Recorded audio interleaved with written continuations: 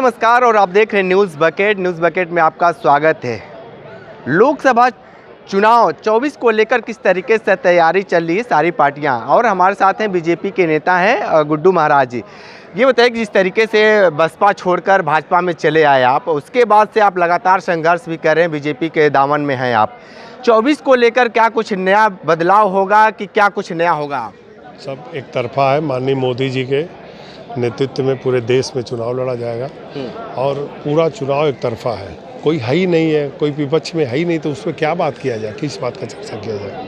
क्यों विपक्ष में क्यों नहीं है? यूपी में तो सपा है, फिर भी आप सपा को क्यों नहीं मानते? अरे भाई, इन लोग का कोई मतलब थोड़ी है।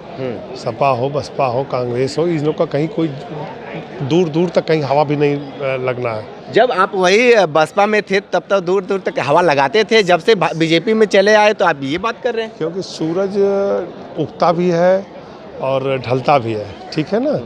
तो समय था, पूरा ब्राह्मण समाज, सौर समाज के लोग बीएसपी के साथ थे, तो उस समय बीएसपी का पलड़ा ऊंचा था। आज कोई नहीं है, उनके लोग नहीं है, उनके वोटर नहीं है, जिनको वो अपना सॉलिड वोटर मानती वो लोग नहीं है, तो फिर कहाँ से बसपा? लेकिन बीजेपी सरकार में देखा जा रहा है सबसे ज़्यादा प्रताड़ित तो ब्राह्मण हो रहे हैं। ऐसा कुछ नहीं है, ये आप लोग कहते हैं, ऐसा कोई ब्राह्मण प्रताड़ित नहीं है। ऐसा ये सब कहने सुनने की बात होती है, ये हवा बनाया जाता है। ये विपक्ष के लोग इस तरह के दुष्प्रचार करते हैं कि जिससे ब्राह्मण मतदाता बीजेपी को वोट न करें, मगर ऐसा कुछ नहीं है।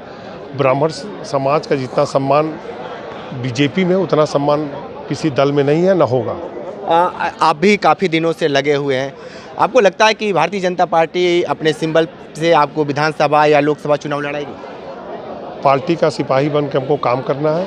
वो पार्टी के बड़े नेतृत्व जाने कि वो क्या करेंगे क्या नहीं करेंगे।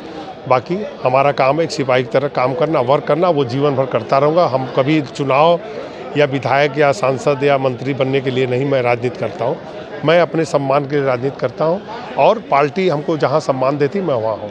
शिवपुर की जनता काफ़ी नाराज़ है, बहुत सारे गांव हैं जहां पे पानी नहीं मिल रहा है। ये भारतीय जनता पार्टी अभी तक जिस तरीके से लगातार कहती है कि नल से जल की व्यवस्था की है, लेकिन वो नल क्यों नहीं मिल, जब जल मिल रहा है? ऐसा कुछ नहीं है। गांव में जल की व्यवस्था हो गई है, पानी टंकी की व्यवस्था हो गई है और सुचारू रूप से एकदम 24 घंटा बिजली मिल रहा है, रोड है, सड़क है, नाली है, सीवर है। हमको तो हमारे देखने में तो शिवपुर नहीं, पूरे देश में कोई ऐसा जगह नहीं है जहाँ मतलब किसी चीज़ की दिक्कत हो।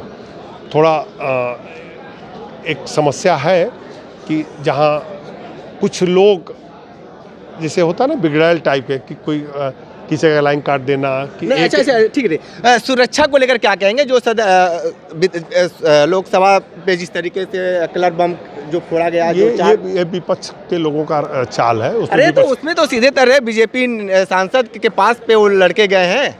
अरे तो आप भी अब किस दल के, आपको कौन जानता है? तो आप आए मेरे पास, बोले गुड्डू महाराज के पास मैं भी गया हूँ, अब पता नहीं आप जाके कल बम फोड़े तो उसकी गुड्डू महाराज की जिम्मेदारी तो है नहीं। तो ऐसा होता रहता है, ये राजनीति है, इसमें सब आते जाते रहते हैं, ऐसे कोई बात नहीं। अच्छा, आने वाले समय में राजनीति में आपको लगता है कि भारतीय जनता पार्टी टिकट देगी या नहीं? हमको बताए तो आपको कि हम एक सिपाही बन के काम करना चाहते हैं, वो करते रहेंगे, उसमें कोई समझौता नहीं करेंगे। टिकट देगी, हमको टिकट की ज़रूरत नहीं है। बहरहाल पार्टी जो हाईकमान कहेगी उसका सब तरह से पालन होगा। ठीक है।